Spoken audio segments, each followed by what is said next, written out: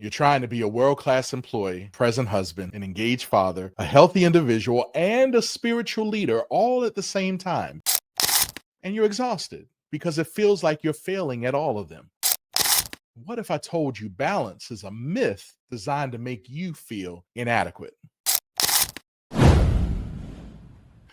Balance implies equal time, equal energy, equal attention every day, and that's impossible. You see, we as men, we carry a lot of pressure.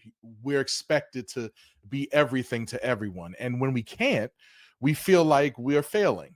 We carry this pressure to provide, we have to perform, we have to protect, and we have to solve, even when situations are bigger than us. If work goes bad, we think it's our fault. If our child struggles, we wonder if we fail as fathers. And if the marriage feels tested, we assume it's because we're not enough. Many would argue that pressure is not just to help, but there's also pressure to fix. There's research from the American Psychological Association that shows people who chase daily balance report lower psychological well being. Why? Because when balance is framed as a daily requirement, it requires constant guilt. You crush it at work, but in crushing it at work, you're being a bad father because there's some games you missed. You pour into your kids, but the times you're using to pour into your kids, you're neglecting a project that you really should do well on for work, or you may even skip the gym time. How about you get spiritual momentum, but those work projects we talked about earlier get in the way? Men's lives do not fail because they lack effort. They break down because they're stretched across competing demands that cannot all be weighted equally at the same time.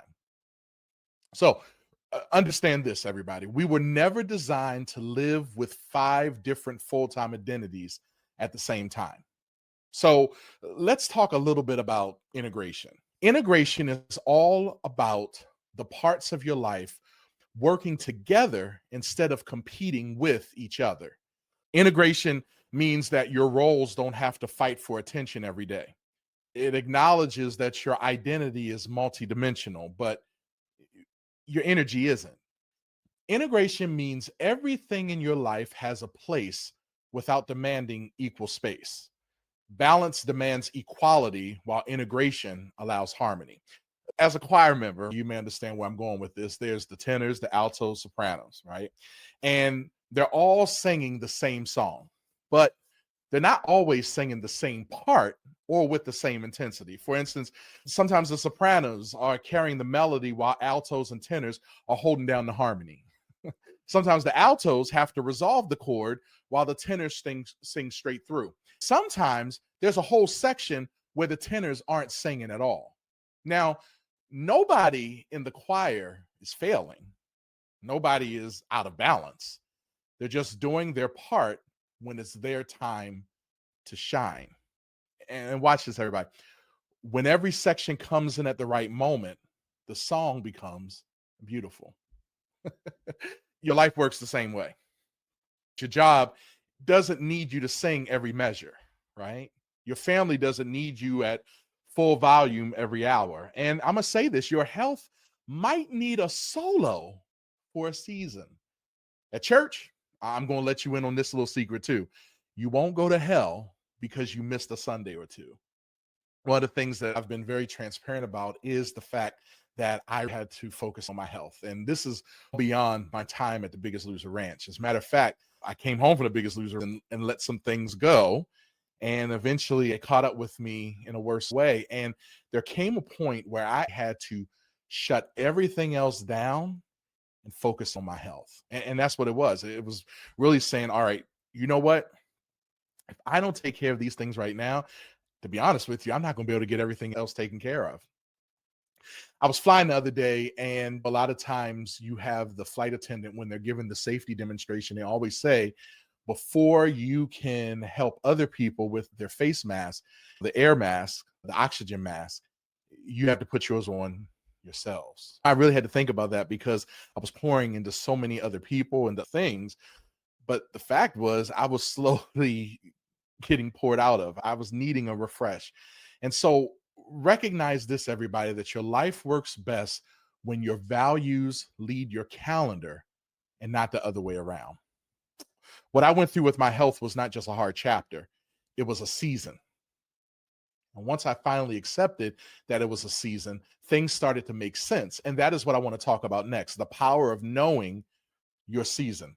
In the Harvard Business Review, published research in 2025 by David Lansfield, he talked about the idea that leaders and organizations move through different seasons with its own demands. What we see in that research is that the most effective leaders recognize the season they're in and align their attention. They align their systems. They make sure their energy is in the right place and they're not trying to do everything at once, and they're honoring the season. Leaders who practice what they call seasonal focusing consistently report greater satisfaction and better outcomes, not because they work harder, but because they work aligned. I live in Baltimore, and in Baltimore, for the most part, we have all four seasons. We have winter, spring, summer, and fall. I'm gonna be honest with you, I love the spring, and my second best would be the fall, except I really don't get excited about it because it only lasts for a couple of minutes. My wife and I, we joke about this all the time because she's like, "Oh, I can wear the little boots and the sweaters and all that stuff," but it's like we literally have a couple of weeks or minutes, dare I say, of fall, and it goes right into winter. And winter is my least favorite season. Actually, it's spring, summer, fall, and then winter. With that being said, I am not a fan of the fall for that simple fact. But one thing that I have come to know through the years, even though we go through the fall and then winter, is that at some point winter will end. Watch what I say here, and we will have spring. Sometimes it takes longer for the winter to end. Sometimes it happens relatively quickly. But at the end of the day, spring does eventually come. We recognize that there is a place for seasons. And Ecclesiastes 3 talks about that. If you have a chance, go ahead and take a look at it. It starts with, to everything there is a season. One of the things I love about that passage of scripture is it talks about the fact that God himself wired life with rhythms, right? There's sowing, there's reaping, there's resting, there's rising. There are different examples of seasons in our lives. For a work season, you may be saying, I'm building something right now. When we're in family season, it's like my kids need more of me in this moment. When we're in our health season, I need to prioritize the temple that God gave me. And when we're in the spiritual season, I am rebuilding my relationship with God. In Ecclesiastes, seasons mean a set or appointed time. It is not random. It is not accidental. It's not chaotic.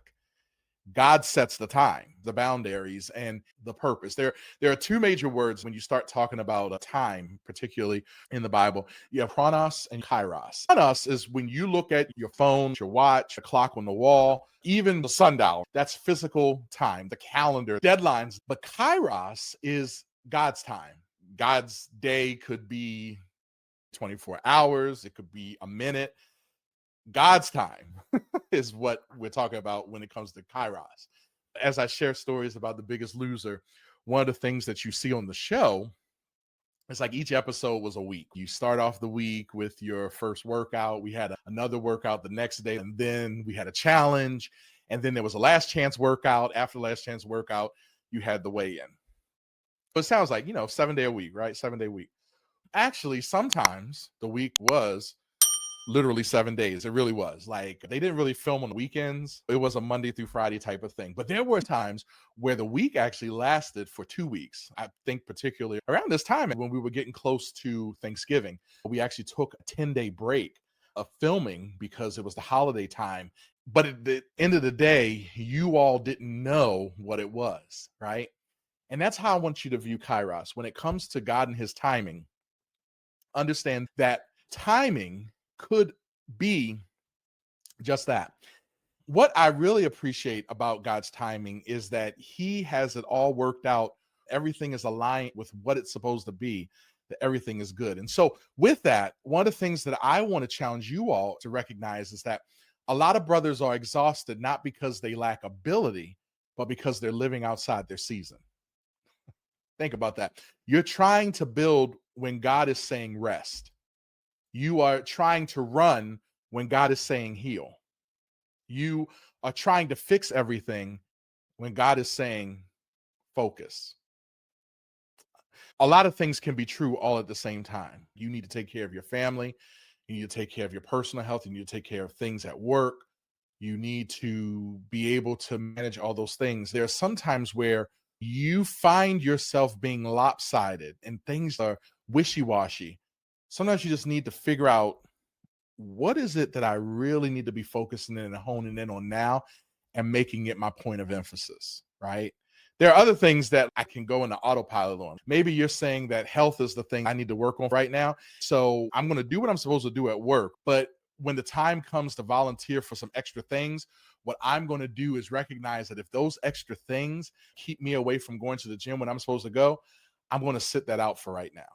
Maybe you're realizing that there's a season where I need to be around for my kids. And so you may decide that there's some things that are going on outside of the typical worship on Sunday at church that I'm like, you know what, for right now, what I'm going to do is I'm going to use that time that I would have been putting into those other things and actually spend some time with my family. Whatever that may be, you have to start making those choices because the season is what's important.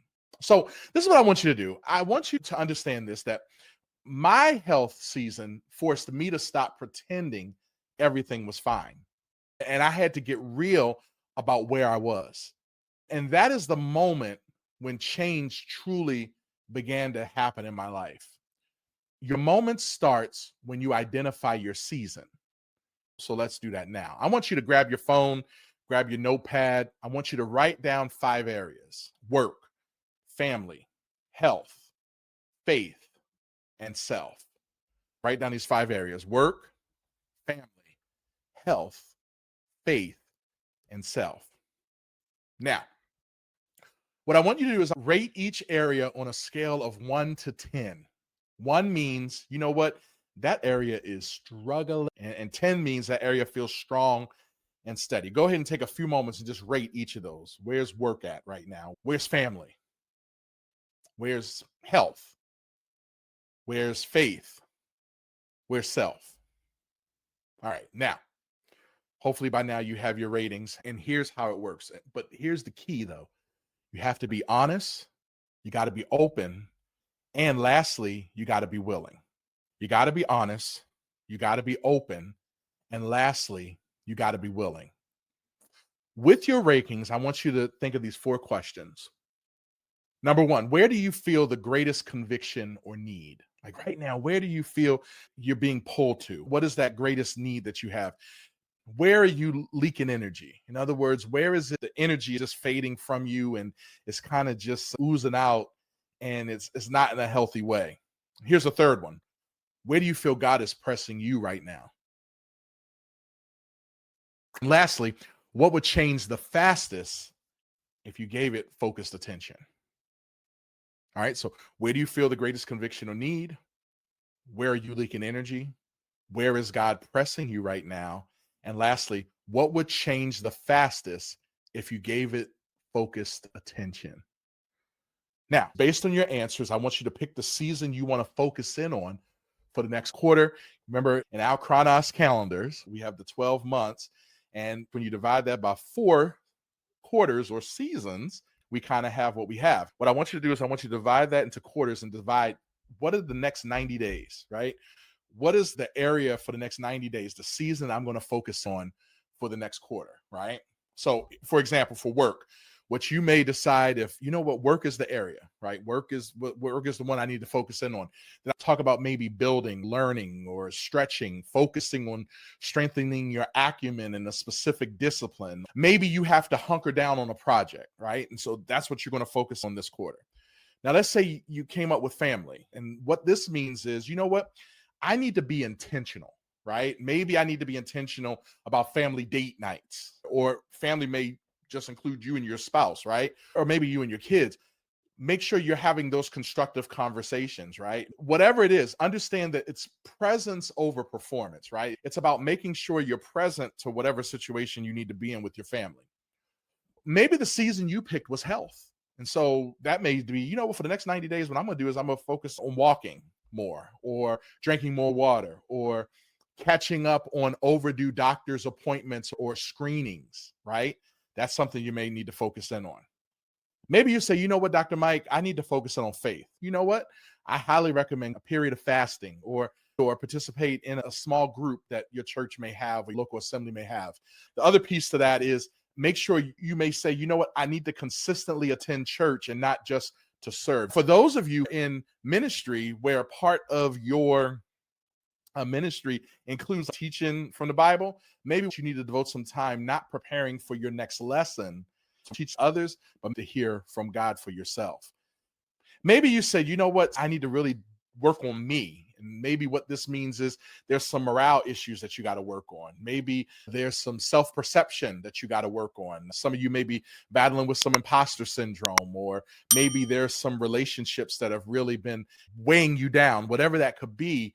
Now's the time to start working on that. Sometimes when you're working on yourself, it means it's sitting big. Whatever that is, I want you to think of what it could be. Once you know your season, you can stop living in guilt and you can start living in grace.